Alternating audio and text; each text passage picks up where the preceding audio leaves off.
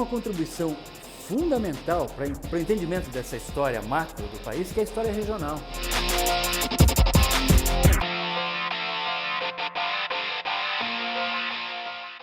Tanto o jornalista quanto o historiador, o objetivo é o mesmo, é tentar chegar o mais próximo da verdade e da interpretação dos fatos. Só que o jornalista trabalha com uma história a sangue quente, enquanto ela está acontecendo. Portanto, é uma história mais superficial, mais sujeita a erro de informação e de interpretação, que é da natureza do jornalista.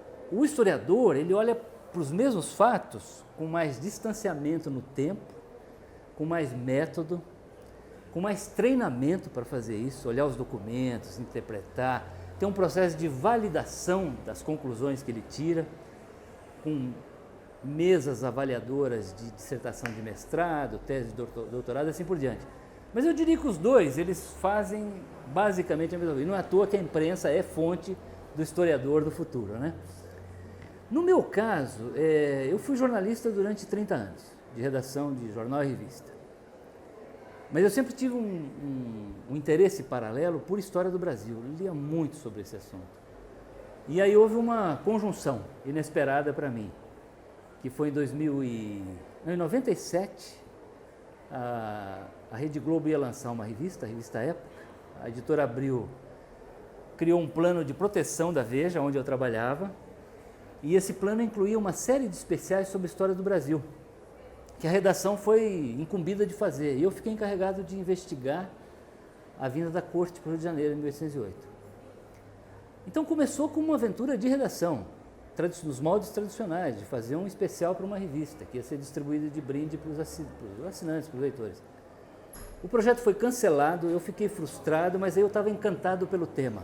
Realmente tive orientação da professora Maria Odila, já tinha acumulado uma bibliografia razoável, e aí decidi transformar o que era um projeto corporativo da revista num projeto pessoal, e lancei o livro em 2007, um ano antes da chegada dos 200 anos. E aí aconteceu a segunda surpresa, o livro virou um best-seller, coisa que eu nunca imaginei que pudesse acontecer, realmente foi uma surpresa, assim, começou a vender, começou a faltar livro nas livrarias. Aí isso me animou a escrever o 1822, que é consequência do primeiro, e agora, daqui a um mês, eu lanço o 1889.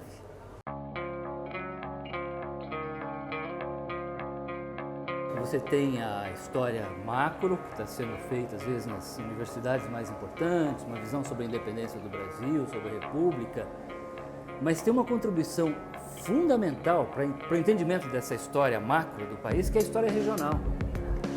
E às vezes tem elementos, tem dados, tem personagens, acontecimentos que mudam totalmente o entendimento que você tem dessa história nacional, uma história maior. Então, e eu observo que aqui o Vale do Paraíba tem um grupo muito ativo fazendo isso.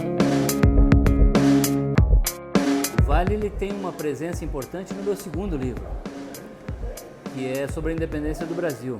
E aí eu tem um capítulo, na verdade 2 capítulos, que eu refaço o roteiro do Dom Pedro I, futuro Dom Pedro I, né, ou então Príncipe Regente, pelo Vale do Paraíba. E é uma aventura fascinante você observar aquele jovem príncipe de 21 anos cavalgando por esse lugar ermo, isolado, herdeiro da coroa portuguesa, indo fazer o Grito do Ipiranga em São Paulo. É impressionante, é muito interessante.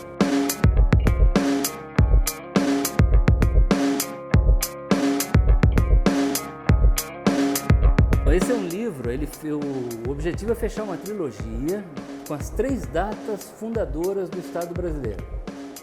1808, o ano da chegada da corte. 1822, que é a consequência direta da vinda da corte. E 1889, que é essa ruptura drástica, brusca no processo político brasileiro. Acaba a monarquia e vem a república, uma república num país que era uma ilha monárquica cercada de regimes republicanos por todos os lados.